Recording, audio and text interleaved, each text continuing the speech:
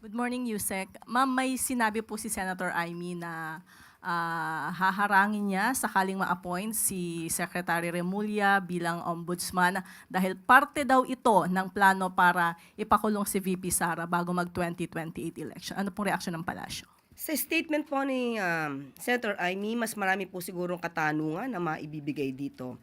Unang-una, ano po ba yung nais niya ipahiwatig? Pagbibigay ng hustisya sa bayan o pagpoprotekta sa kaibigan?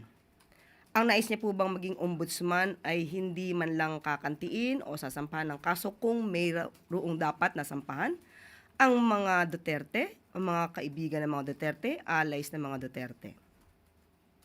Hindi pa po ba mas nararapat po na maging independent ang magiging ombudsman dahil independent constitutional body naman ito at kinakailangan na magsampa ng kaso kung nararapat.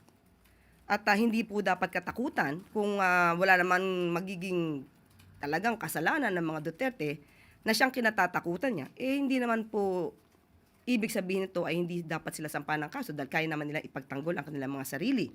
So ano po ba ang hinaharang dito ni Senator Amy? Ang mga maitatalagang ombudsman na dapat ay hindi kantiin ang mga kaibigan? At isa pa pong tanong, saan po kaya nabili o ano kaya manufacturer yung parang bolang kristal ni Senator Amy? Dahil siguro mas magandang ma-recalibrate ito para hindi lang bali-balita ang nasasagap ni Senator Amy, kundi mga kwento na mayroong ebidensya.